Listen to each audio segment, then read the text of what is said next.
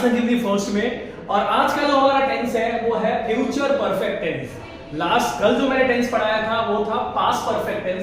Past perfect tense में मैंने आपको बताया था कि अगर पास्ट में कोई वर्क एक पर्टिकुलर टाइम तक पूरी तरह से कंप्लीट हो गया हो तो उसको हम पास्ट परफेक्ट टेंस में रखते हैं। जैसे कल 6 बजे तक मैंने बच्चों को पढ़ा लिया था, ठीक है, मतलब 6 बजे तक वो काम परफेक्टली मैंने कंप्लीट कर लिया था, तो आया था पास्ट परफेक्ट टेंस में। देखिए टेंस के नाम से भी आप याद रख सकते हैं, पास्ट में कोई वर्क परफेक्टली हो गया हो, पास्ट में एक पर्टिकुलर टाइम तक कोई वर्क परफेक्टली हो गया हो तो वो पास्ट परफेक्ट टेंस में आता है। अब हम बात करते हैं फ्यूचर परफेक्ट टेंस की। फ्यूचर परफेक्ट टेंस की तो सबसे पहले मैं आपको सिचुएशन बताता हूं, किस सिचुएशन में आप फ्यूचर परफेक्ट टेंस का यूज करते हो। तो an action which will have been completed till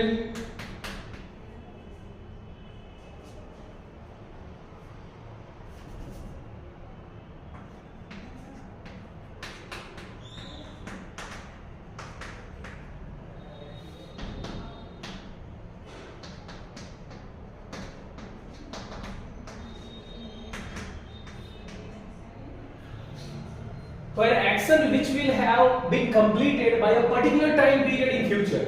future में एक पर्टिकुलर टाइम पीरियड तक अगर कोई एक्शन कोई काम कंप्लीट हो गया हो तो हम उसको रखते हैं फ्यूचर परफेक्ट टेंस में, ठीक है। आज जब मैं क्लास ले रहा था तो एक 7th या 8th स्टैंडर्ड के बच्चे ने मुझसे क्वेश्चन किया कि सर विल और वुड में क्या फर्क है, ठीक है। तो मैं आपको 2 सेंटेंस लिखता हूं, मैं आपको बताऊंगा कि विल और वुड में क्या फर्क है, ठीक है। I will have passed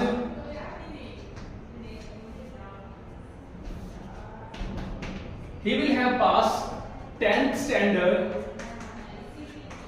by next year. ये पहला सेंटेंस है। और दूसरा सेंटेंस है he would have passed 10th standard by the next year। तो आप यहां पे 2 सेंटेंस लिख रहे हैं। पहला सेंटेंस है he will have passed 10th standard by the next year, ठीक है, मतलब अगले साल तक उसने 10वीं पास कर ली होगी, ठीक है, उस बच्चे ने 10वीं पास कर लिया होगा, ठीक है। और यहाँ पे he would have passed 10th standard by next year, इसका ही मीनिंग होता है कि अगले साल तक उसने 10वीं पास कर लिया होगा। लेकिन will और would में फर्क क्या होता है? तो जहां पे पॉसिबिलिटी ज्यादा है, ठीक है, यहां पे पॉसिबिलिटी ज्यादा है, यहां पे क्या है, पॉसिबिलिटी मोर देन 50%। 50% से ऊपर की पॉसिबिलिटी है, वहां पे हम क्या करते हैं, विल का यूज करते हैं। और अगर मैंने वुड का यूज किया, इसका मतलब यहां पे पॉसिबिलिटी जो है वो 50% से लेस है, ठीक है। लेस पॉसिबिलिटी हो वहां पे वुड यूज करते हैं, और जहां पे ज्यादा पॉसिबिलिटी, देखो विल का यूज करना मतलब आप कॉन्फिडेंट हो। तो फिलहाल मैंने उस बच्चे को बताया कि चलो भाई ये सारी चीजें बताई जाती है, ये सारी चीजें पढ़ाई जाएगी, लेकिन एक इंग्लिश का टॉपिक आता है मॉडल्स, उसमें बताया जाता है ये सब चीज। फिलहाल हम टेंस की बात कर रहे हैं, तो बस मैंने आपको एग्जांपल देके बताया कि इस तरह के सेंटेंस में फर्क क्या होता है, ठीक है। तो अभी ये रहने देते हैं, होल्ड करते हैं, बाद में इस टॉपिक को लेंगे। फिलहाल हम हमारा जो टॉपिक है उस पे हम चलते हैं, बात करते हैं कि हिंदी में कैसे पहचानेंगे कि ये पर्टिकुलर सेंटेंस जो है ये फ्यूचर परफेक्ट का है, ठीक है।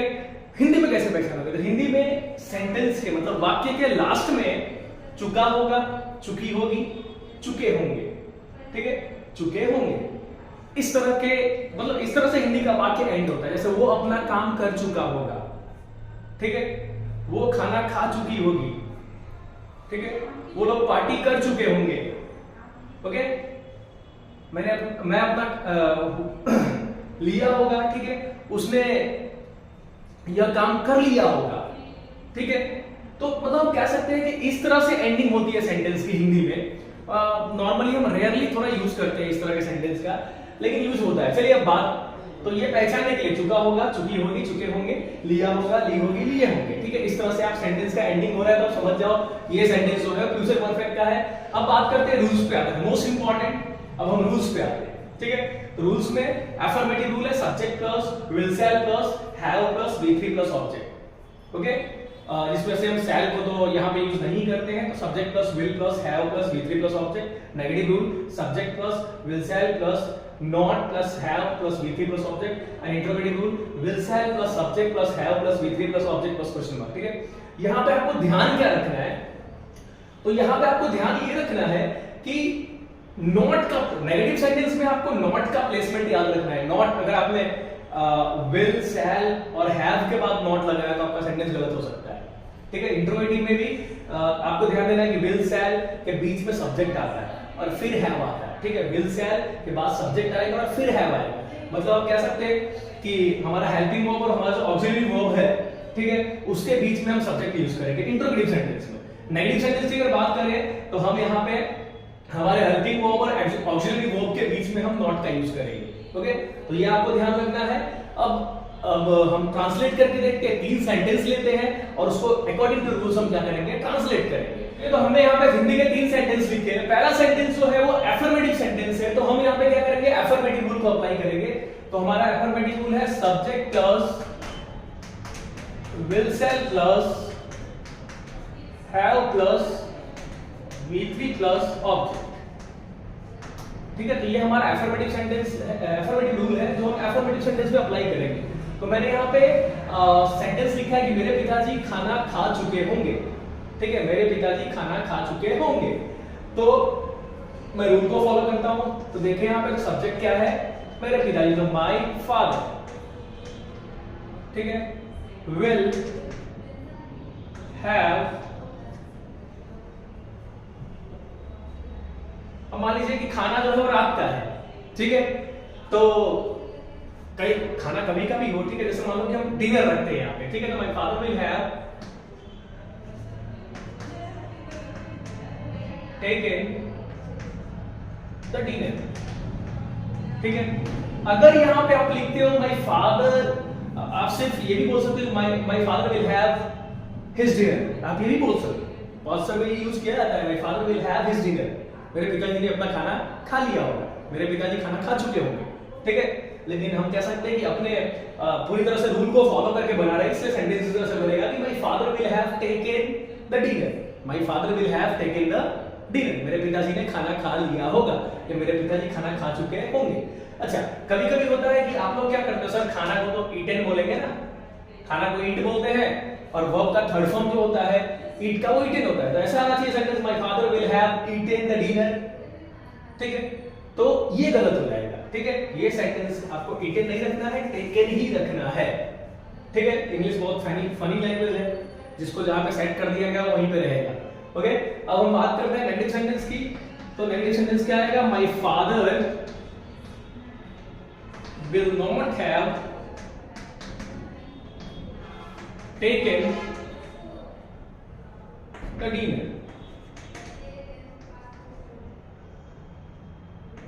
ठीक है। मेरे पिताजी खाना नहीं खाए होंगे, ठीक है। तो ये एक नेगेटिव सेंटेंस है, हम यहाँ पे नेगेटिव रूल फॉलो करेंगे। और आपको पता है कि नेगेटिव रूल के लिए हमें क्या करना है, बस हमें क्या करना है, विल और शैल के बाद हैव के बीच में नॉट लगा देना है। नेगेटिव रूल क्या होता है, will shell plus not plus have plus V3 plus object, okay. तो ये आपको फॉलो करना है, तो मैंने फॉलो किया है। देखिए यहाँ पे नेगेटिव सेंटेंस में मैंने पहले सब्जेक्ट को लिया, माय फादर सब्जेक्ट है, फिर हमने हेल्पिंग वर्ब में विल शैल में से हमने विल लिया, ठीक है। फिर हमने नॉट लगाया, फिर हमने ऑक्सिलरी के रूप में हैव का यूज किया, ठीक है। फिर हमने वर्ब का थर्ड फॉर्म टेकन का यूज किया एंड लास्ट में हमने रखा डिनर, ठीक है। तो हमने रूल फॉलो किया और हमारा सेंटेंस जो है बन गया। तीसरा सेंटेंस जो है उसमें हम कौन सा रूल लगाएंगे, तो तीसरे सेंटेंस में हम लगाने वाले हैं इंट्रोगेटिव रूल। अब इंट्रोगेटिव रूल सबसे पहले मैं आपको लिख के बता देता हूं कि इंट्रोगेटिव रूल क्या होता है।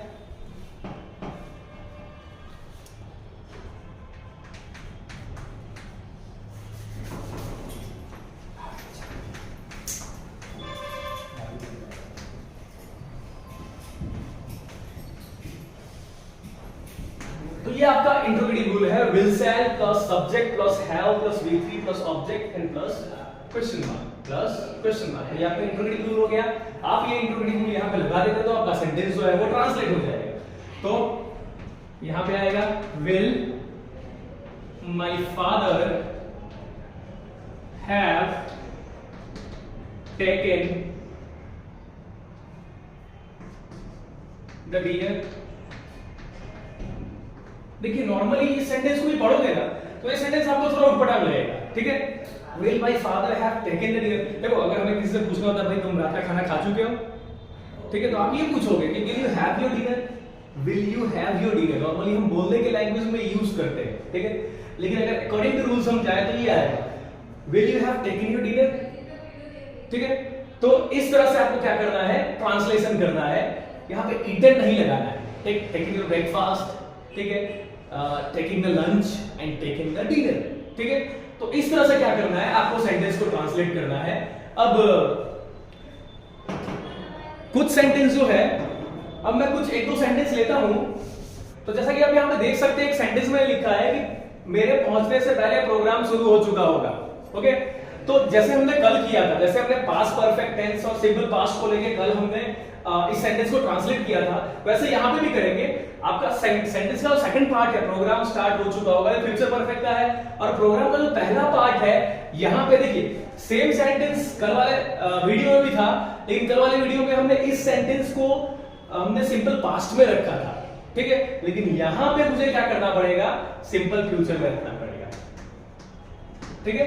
क्योंकि देखो मेरे पहुंचने से पहले प्रोग्राम स्टार्ट हो चुका होगा, सेकंड सेंटेंस तो फ्यूचर में है ही, लेकिन ये पहला सेंटेंस जो है ये भी फ्यूचर में है, क्योंकि आप पहुंचने वाले ही फ्यूचर में हो ना। आप दोनों सेंटेंस जो बोल रहे हैं फ्यूचर का ही बोल रहे हो, ठीक है। मेरे पहुंचने से पहले प्रोग्राम स्टार्ट हो चुका होगा, ठीक है, मतलब आप पहुंचोगे ही फ्यूचर में, लेकिन आप जिस टाइम पे पहुंचोगे उससे पहले प्रोग्राम जो है वो शुरू हो चुका होगा, ठीक है। तो हमने कल इस तरह के सेंटेंस से, मतलब जब इस तरह के सेंटेंस मैंने लिखा था कल, मैंने भी आपको बताया था कि मेरे पहुंचने से पहले मेरे पिताजी घर पहुंच चुके थे, ठीक है। तो सेकंड सेंटेंस जो था वो पास्ट परफेक्ट का था, और फर्स्ट सेंटेंस जो था वो सिंपल पास्ट का था। लेकिन ये वाला सेंटेंस है, इसमें आपको ये जो फर्स्ट पार्ट है सेंटेंस का, इसको सिंपल फ्यूचर में रखना पड़ेगा। ये समझना बहुत जरूरी है, नहीं तो ये गलती हो सकती है। तो आप यहां पे देखिए, तो हम सेकंड सेंटेंस को पहले क्या करेंगे, ट्रांसलेट करेंगे। तो क्या आएगा, programme will have started, programme will have started before I will reach, I will reach, ठीक है।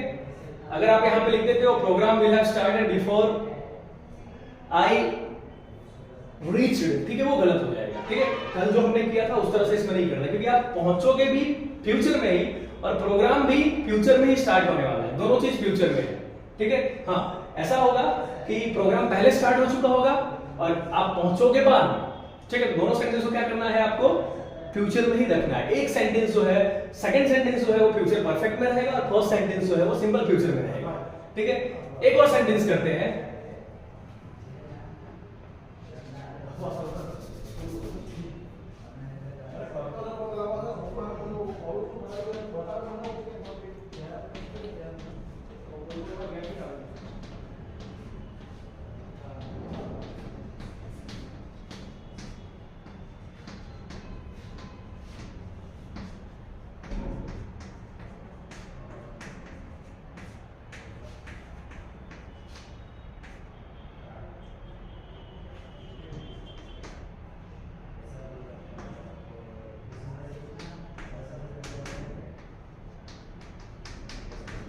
चलिए सेम सेंटेंस है, लेकिन मैंने एक ही वर्ड चेंज किया। देखिए ध्यान से देखिए, पहला वाला सेंटेंस में क्या है, मेरे पहुंचने से पहले प्रोग्राम शुरू हो चुका होगा। यहाँ पे इंसान कॉन्फिडेंट है कि जब मैं पहुंचूंगा उस समय तक ऑलरेडी प्रोग्राम स्टार्ट हो गया होगा, ठीक है।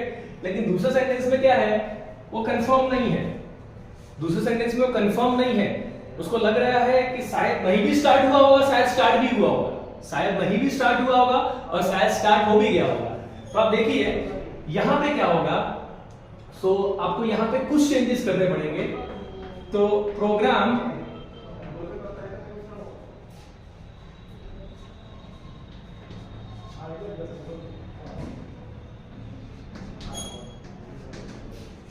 प्रोग्राम वुड हैव स्टार्टेड, ठीक है, या फिर आप माइट भी लिख सकते हो, ठीक है।